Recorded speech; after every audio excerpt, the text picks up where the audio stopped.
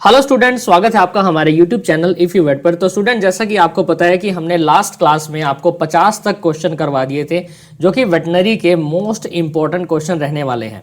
आज हमारे पास स्टार्ट होने वाला है 51 नंबर क्वेश्चन। और 51 नंबर क्वेश्चन क्या है? Virion of avian infectious bronchitis has A shape of, यानी ये एवियन इन्फेक्शियस ब्रोंकाइटिस नाम की एक बीमारी होती है।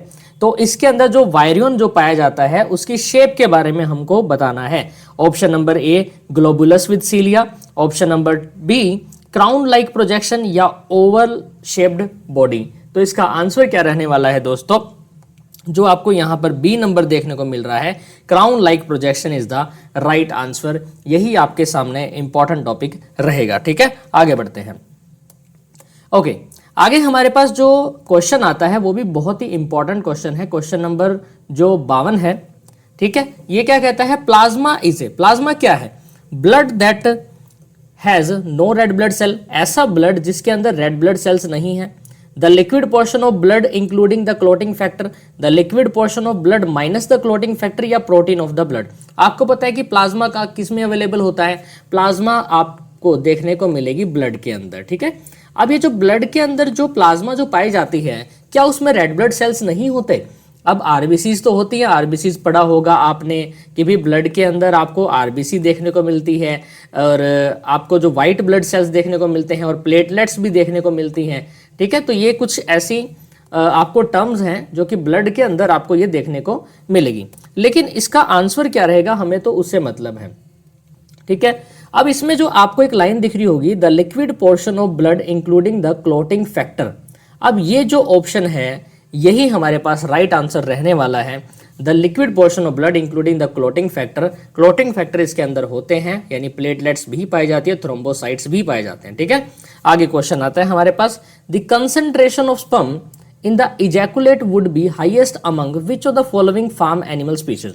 यानी जब हम बात करते हैं स्पर्म की कंसंट्रेशन, मतलब ज्यादा कितनी क्वांटिटी है इजैकुलेशन की, तो किस एनिमल स्पीशीज के अंदर सबसे ज्यादा आपको इसमें देखने को मिलेगा? बुल में देखने को मिलेगा, रैम में देखने को मिलेगा, बोर में, या स्टेलियन में। तो राइट आंसर क्या रहेगा इसका दोस्तों? RAM is the right answer. यानी आपको जो ये रैम देखने को मिल रही है, आपको इसमें हम इसको बोल सकते हैं मेल शिप। देसी लैंग्वेज में आपको बता रहा हूं, जो मेल शिप जो होती है, यहां पे मैं लिख देता हूं, यानी जो भेड़ जो होती है, जिसका भेड़ा भी बोल देते हो कई बार, तो मेल शिप के को ही हम रैम से इंक्लूड करते हैं, इसी का नाम रैम होता है। ठीक है, ये हम आपको एलपीएम के अंदर पढ़ाएंगे कि ये टर्म्स हैं छोटी छोटी, जो थ्योरेटिकल हमारे टॉपिक के अंदर कवर हो जाएगी। ठीक है, आगे हमारे पास क्वेश्चन आता है, which one of the bone is the highest hardest bone in the animal body. Hardest क्या है भाई? फीमर है, टीबिया है, पेट्रस टेम्पोरल है, या ह्यूमरस है। देखो, जब हम बोन की बात करते हैं, अगर नॉर्मल आ जाए कि हार्डेस्ट स्ट्रक्चर की बात आ जाए तो वो होता है इनेमल। लेकिन यहां पर पूछा है कि भी विच of the bone is the hardest bone in the animal body. Animal body के अंदर सबसे ज्यादा हार्डेस्ट बोन कौन सी है, हमको ये बताना है। तो राइट आंसर क्या रहेगा इसका? पेट्रस टेम्पोरल, ये इसका राइट आंसर रहने वाला है। ठीक है, इसको मैं थोड़ा सा जूम कैंसिल आउट कर देता हूं, एक्सेसिव जूम की वजह से ऐसा हो रहा है। ओके, तो राइट आंसर क्या रहेगा? पेट्रस temporal is the right answer. आगे क्वेश्चन आता है, the term antibiotic was first used by. अब एंटीबायोटिक की जो टर्म है सबसे पहले किसने यूज की थी? वॉक्समैन ने। किसने? Voxman is the right answer इसका रहने वाला है। ठीक है, ओके, आगे बढ़ते हैं, इसको थोड़ा सा ऊपर लेके जाते हैं। 56 नंबर क्वेश्चन आता है हमारे पास।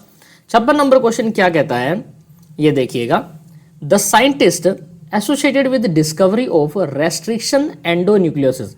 अब ये रेस्ट्रिक्शन एंडोन्यूक्लियोसिस यानी RE एक प्रोसेस है। ठीक है, वो हम आपको बाद में समझाएंगे इसको डीपली। आपको बस डायरेक्टली याद करना है कि रेस्ट्रिक्शन एंडोन्यूक्लियोसिस ऐसे कौन से साइंटिस्ट है जिन्होंने इसकी रिसर्च करी थी। तो right answer is that Kelly and Smith is the right answer. ये भी एग्जाम में आ सकता है। ठीक है, आगे बढ़ते हैं। नेशनल इंस्टीट्यूट ऑफ न्यूट्रिशन यानी NIN to the government of India has recommended egg and poultry meat consumption per capita per annum कितना रहने वाला है? तो इसका आंसर भी आपको याद ही करना पड़ेगा, इसमें कोई ऐसा साइकोलॉजिकल फैक्टर नहीं रहने वाला। तो आंसर इज दैट 180 एग और 9.0 kg of the poultry meet इसका राइट आंसर रहने वाला है। ठीक है, आगे बढ़ते हैं। अब आगे क्वेश्चन है, रिसेप्टर, ये देखिएगा, receptor of CTZ stimulated by centrally acting emetics. अब ये क्या है कि ये बेसिकली फार्मेसी का क्वेश्चन है, ठीक है, और ये आपके लेवल का क्वेश्चन नहीं है, बट कभी कभार अगर पेपर हार्ड बना दे, एग्जामिनर अगर एग्जाम को हार्ड बनाने की कोशिश करता है तो ऐसे इस तरीके के क्वेश्चन डाल सकता है कि receptor of CTZ stimulated by centrally acting emetics. तो ये क्या रहेगा, एंड इमेटिक्स क्या होते हैं, एंड एक्टिंग इमेटिक्स अब जो वोमिटिंग को रोक देते हैं, ठीक है।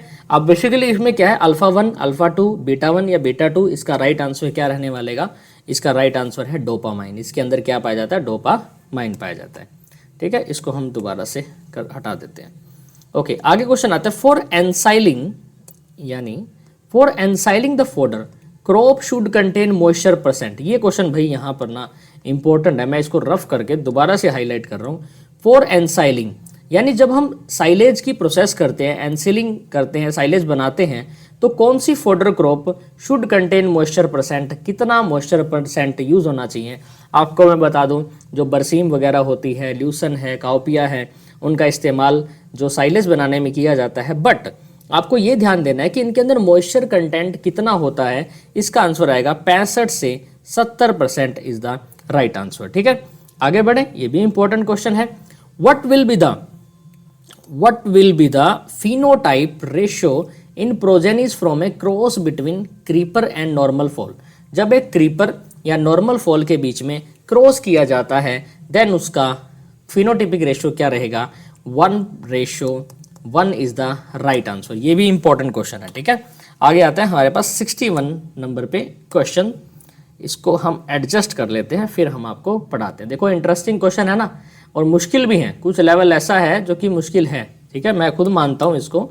देखिए जो ये PDF हमने प्राप्त की है, तो ये मुश्किल है, लेकिन आपके बहुत फ़ायदेमंद चीज़ें हैं, काम आने वाली चीज़ें हैं, एग्जाम में आ सकते हैं क्वेश्चन। ओके, 62 नंबर क्वेश्चन देखिएगा students, disease of poultry which is not caused by virus. अब ऐसी पोल्ट्री की डिजीज़ बताओ इन चारों में से जो कि किसी वायरस से नहीं होती। Chronic respiratory disease, infectious bronchitis, fall pox या रानीखेत डिजीज। देखिए दोस्तों, ये भी वायरल है, ये भी वायरल है और ये भी वायरल है। Right answer is that chronic respiratory disease is the right answer, जो कि ये वायरल डिजीज नहीं है, ठीक है। 63 देखेंगे, wild game is reservoir host for which parasite. यानी एक वाइल्ड गेम है, ठीक है, ऐसा नहीं है कि कोई एक खेल है, ठीक है, तो वो रेजर्वोयर होस्ट फॉर विच पैरासाइट। अब ये कौन सा है पैरासाइट, इसके अंदर हमें देखने को मिलेगा, थोड़ा सा डीप क्वेश्चन है बट आ सकता है।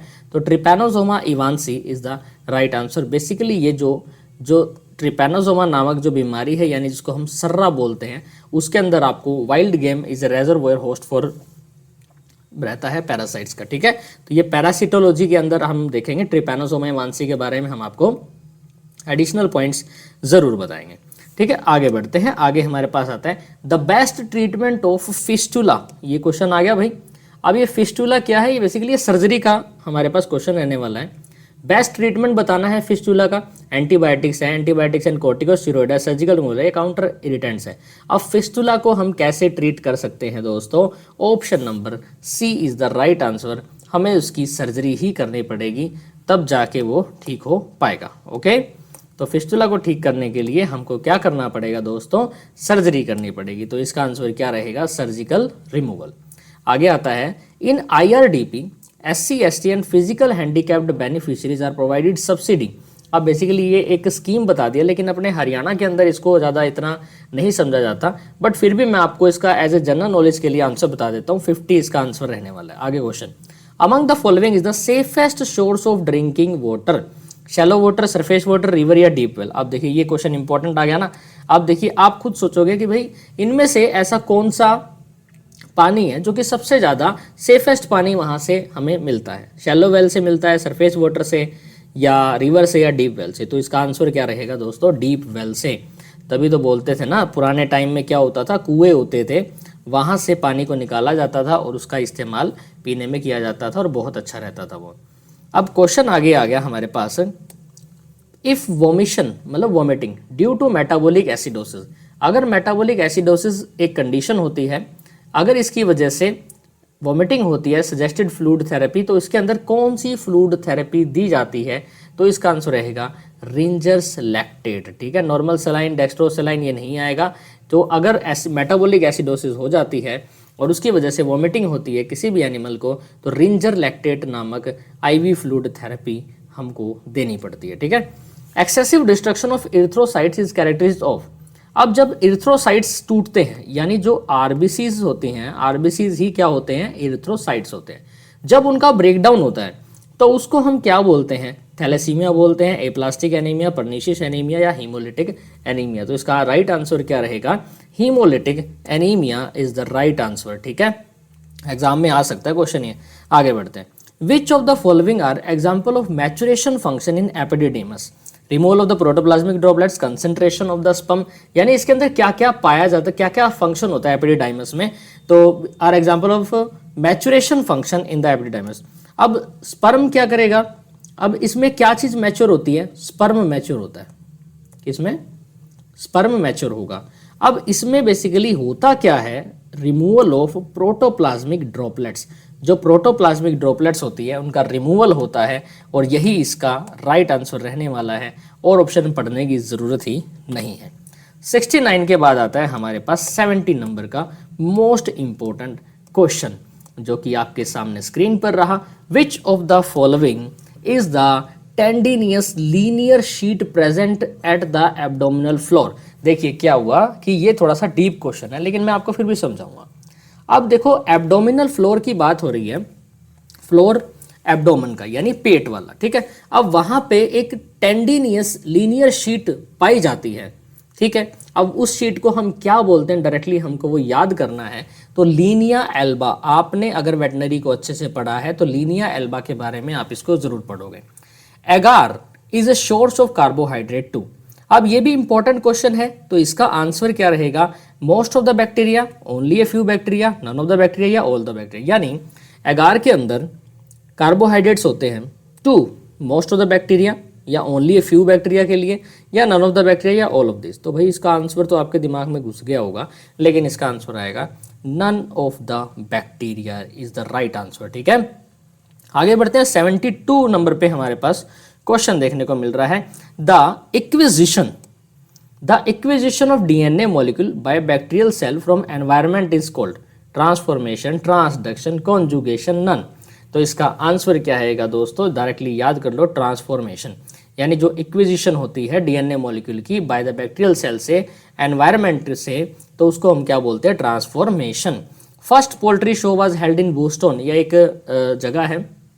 अब कहाँ पे हुआ था ये पोल्ट्री शो हुआ था भाई, तो ये पता होना चाहिए, आ सकता है क्वेश्चन। तो 1849 के अंदर ये आपको शो देखने को मिलेगा। ठीक है, 1849 is the right answer.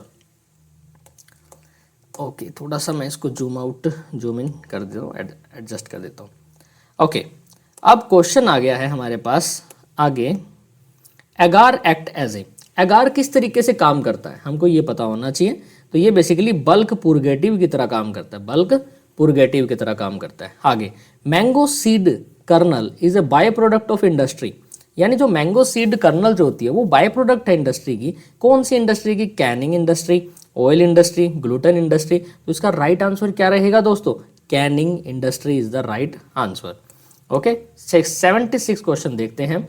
76 question is that proportion of round-polled progenies from a cross between red-polled and white-polled PP will be। तो ये बेसिकली जेनेटिक ब्रीडिंग का क्वेश्चन है, डायरेक्टली याद कर लीजिए। जब भी हम आपको जेनेटिक ब्रीडिंग का टॉपिक करवाएंगे तो उसमें हम आपको एक्सप्लेन कर देंगे। तो 0.75 इसका राइट आंसर रहने वाला है। सॉरी, हाँ ठीक है, ओके, हाँ 0.75 ही है।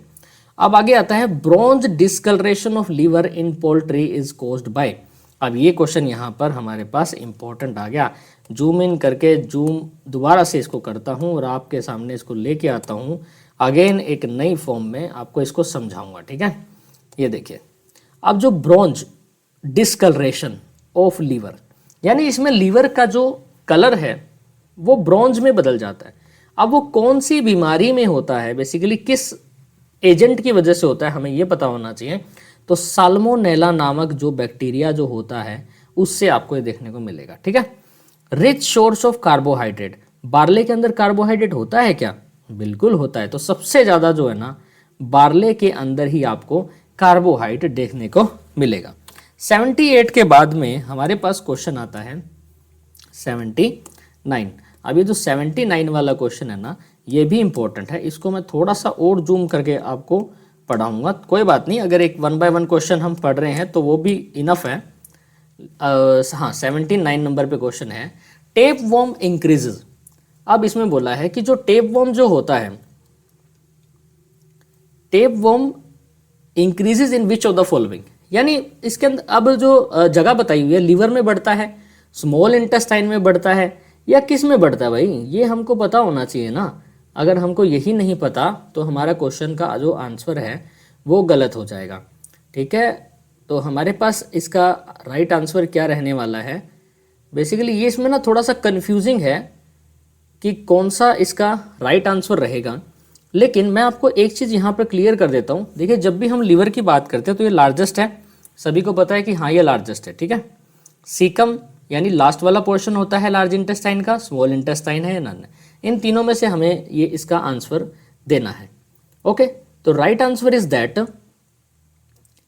Small intestine. इसमें ना कन्फ्यूजन था, मुझे खुद को भी कन्फ्यूजन आ रहा था कि कहीं इसका आंसर सीकम ना हो, तो मैंने अभी ये कंफर्म कर लिया है गूगल पे, जो इस पीडीएफ के अंदर ये क्वेश्चन दिया हुआ है इसका आंसर स्मॉल इंटेस्टाइन रहने वाला है। ठीक है, आगे हमारे पास क्वेश्चन है typical sign of most gangrene of tail, यानी जो मोस्ट गैंग्रीन ऑफ टेल हो जाता है उसके अंदर बेसिकली क्या दिखता है, इरेक्टेड हेयर्स दिखेंगे आपको।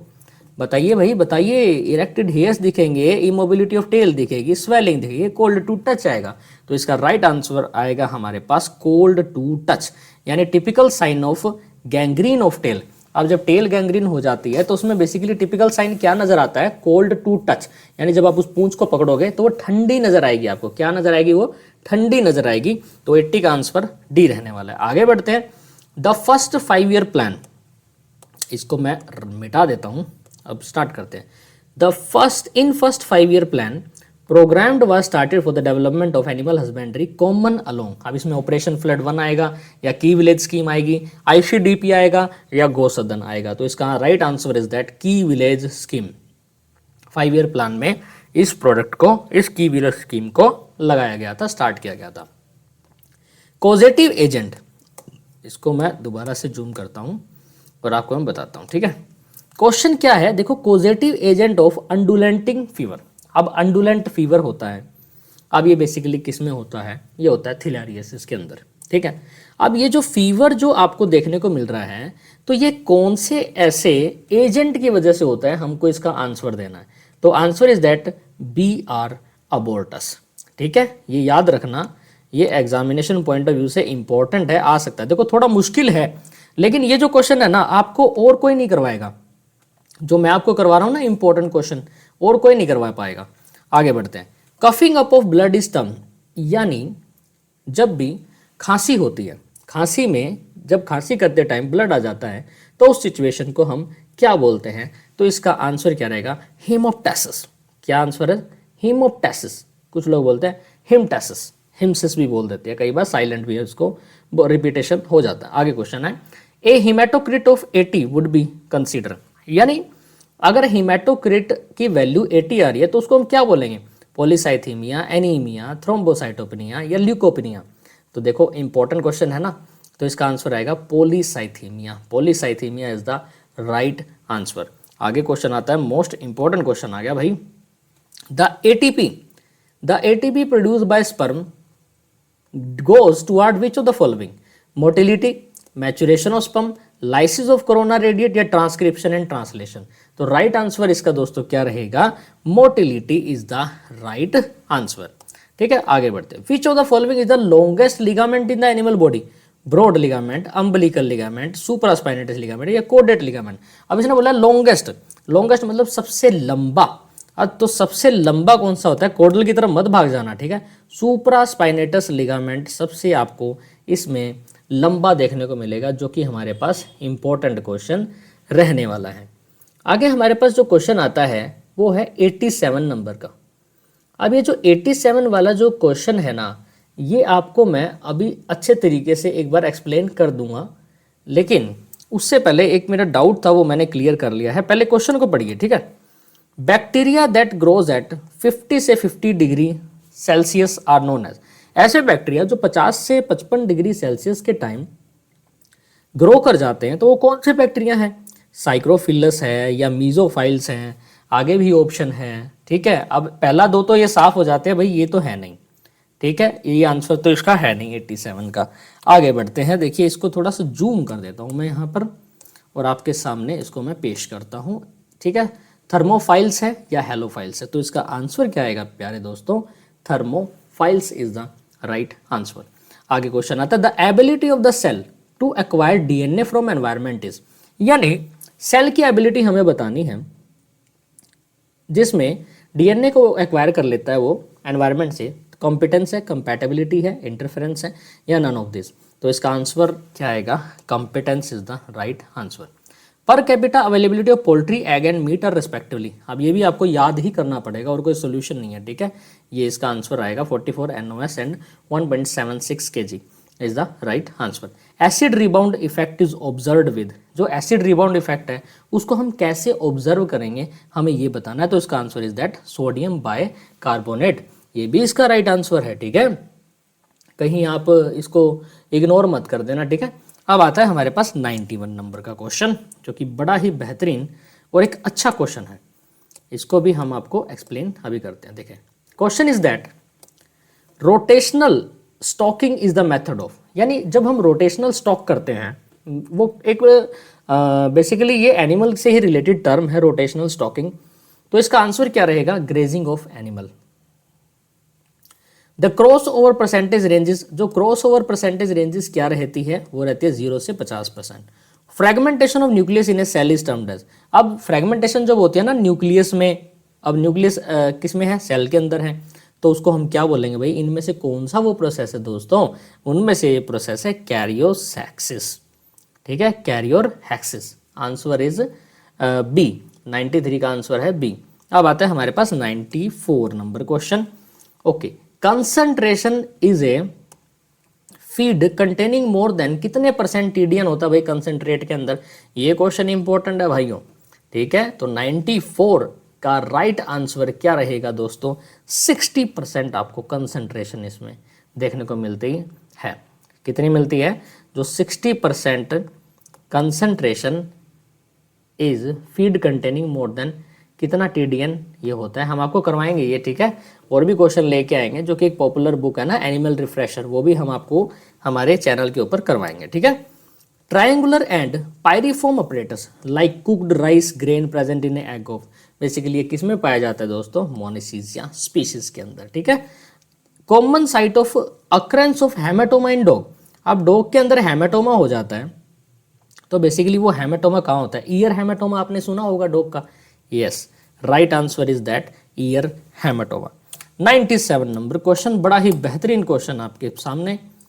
97 है, prime goal of state department of animal husbandry and dairying is to provide to the farmer subsidy, input, service या सीमन। बेसिकली क्या रहता है? सब्सिडी। आप सोचोगे कि सब्सिडी प्रोवाइड करती है, इनपुट देती है गवर्नमेंट, सर्विस देती है, क्योंकि सब्सिडी का मतलब पैसा आता है। तो 97 का हमारे पास आंसर रहेगा यहाँ पे सर्विस। बेसिकली क्या है कि हम हमारे लोगों को, फार्मर्स को क्या प्रोवाइड करते हैं? सर्विस प्रोवाइड करते हैं, ठीक है। सर्विस, वो किसी भी तरीके की सर्विस हो सकती है। द कॉजेटिव एजेंट ऑफ हाइडेशियसिस, अब बेसिकली क्या है? ये कंडीशन है, ये एक बीमारी है, ठीक है। ये डायरेक्टली आप याद कर लो, मेडिसिन के अंदर हम आपको करवा देंगे इसका भी। Acinus granulosa, echinococcus granulosa is the right answer. टाइकुसन इज, अब बेसिकली टाइकुसन क्या होता है भाई? Excessive secretion from the Brunner's gland, ठीक है। और आगे हमारे पास जो हमारा 100 नंबर पर क्वेश्चन है वो है, during haemoglobin recycling in spleen haem is initially converted into, जब क्या होता है कि हीमोग्लोबिन की रिसाइकलिंग की जाती है स्प्लीन के अंदर, तो हीम को इनिशियली कन्वर्टेड हम किस में करते हैं? इसका राइट आंसर आएगा bilirubin. Bilirubin is the right answer. तो ये दोस्तों इंपॉर्टेंट क्वेश्चन थे, लेकिन थोड़े से डीप थे। आई नो वेरी वेल कि भाई ये क्वेश्चन डीप है और आपको थोड़े से ऐसे लगे होंगे कि भाई पता नहीं कितना ही लेवल के क्वेश्चन आ गए हैं। तो आज हमने 51 से 100 तक के क्वेश्चन कर लिए हैं, यानी 50 क्वेश्चन आज हमने इम्पोर्टेंट हमारे यहाँ पर कर लिए हैं। अब देखो दोस्तों, ये क्वेश्चन करवाने का मेरा यही एक मेथड है कि भाई आपके जो भी हार्ड से हार्ड क्वेश्चन आ सकते हैं, क्योंकि ये जो कुछ पॉइंट है, कुछ क्वेश्चन है, ये वीएस लेवल के हैं, वेटनरी सर्जन लेवल के, जो कि बेसिकली बीवीएससी एंड एएच नामक एक कोर्स होता है ना, उसके अंदर आपको डीपली स्टडी में इनको पढ़ने को देखने को मिलेगा, ठीक है। लेकिन आप अगर तैयारी कर रहे हो वीएलडीए की, ठीक है, अगर आप तैयारी कर रहे हो एलएससी की, अगर आप तैयारी कर रहे हो वेटनरी इंस्पेक्टर की, देन ये क्वेश्चन पढ़ने का आपके बेनिफिट ये रहेगा, अगर कुछ ऐसे क्वेश्चन आते हैं जो कि बिल्कुल ही आउट ऑफ सिलेबस, आप ऐसे बोलोगे ना कि ये तो आउट ऑफ सिलेबस है, क्योंकि आपने तो पढ़े नहीं है, क्योंकि बहुत डीप होते हैं, ठीक है, तो आपके यहाँ से वो कवर हो जाएंगे। होप सो दोस्तों, आज की जो हमने वीडियो बनाई है, आपके लिए क्वेश्चन लेके आए हैं, आपको इनमें से कोई ना कोई क्वेश्चन एग्जाम में देखने को मिलेगा और आपका एग्जाम जल्दी से जल्दी क्लियर हो जाएगा और आप किसी ना किसी गवर्नमेंट जॉब में लग जाओगे जो कि वेटनरी से रिलेटेड रहती है। All the best student, thank you so much.